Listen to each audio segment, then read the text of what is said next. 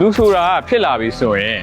အလုံးလုံးနေဖို့လိုတယ်ပေါ့နော်ကဲဒီတော့ယူသားစူးစမ်းပြီးတော့ဘဝကိုဒီထက်ပိုပြီးတိုးတက်ချင်တဲ့လူငယ်တွေရှိရဆိုရင်အခုတို့ the best kitchen မှာအခွင့်အလမ်းကောင်းတွေရှိနေပါတယ်အားလုံးအနေနဲ့ခက်ချာစရင်ကင်နေရဖြစ်ပါတယ်ယောက်ျားလေးရောမိန်းကလေးရောလာလျှောက်လို့ရတာဖြစ်ပြီးတော့လစာ3သိန်းခွဲရနေတခြားအကျိုးခံစား권တွေလည်းအများကြီးရအောင်မှာဖြစ်တယ်ကွန်ပျူတာလေးအခြေခံတက်ထားပြီးတော့ certificate လေးရှိတိုင်းရတယ်အဓိကအားဖြင့်တော့ရုပ်ရည်လေးတက်ပြန့်ပြီးတော့ငွေကြေးပိုင်းစိတ်ချရမယ့်လူဖြစ်ဖို့လိုပါတယ်စိုင်ခွဲအားလုံးတွေအလုံးအတွေ့အကြုံ2နှစ်နဲ့အထက်ရှိရဲ့ waiter waitress လေးတွေခေါ်နေပါပြီလစာလည်း4သိန်းအထိရမယ်အပြင်တခြားအကျိုးခံစား권တွေလည်းပေးဦးမှာဖြစ်ပါတယ်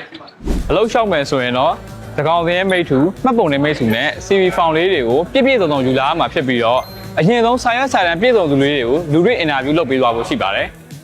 လူဦးရေအနေနဲ့လည်းအခန့်အသတ်နဲ့ပဲလက်ခံတာဖြစ်တဲ့အတွက်လျှောက်ထားခြင်းတဲ့လူငယ်တွေအနေနဲ့မနက်10:00 နာရီကနေညနေ3:00 နာရီအတွင်း39 44292999ရဲ့ Viber နံပါတ်မှာလျှောက်ထားလို့ရပါတယ်ခင်ဗျာကတိရောဘဝကိုတိုးတက်ပြီးအောင်မြင်ခြင်းတဲ့လူငယ်တွေအတွက်ကျွန်တော်တို့ The Best Kitchen ရနေပြီးတော့စောင့်ကြိုနေပါတယ်ခင်ဗျာ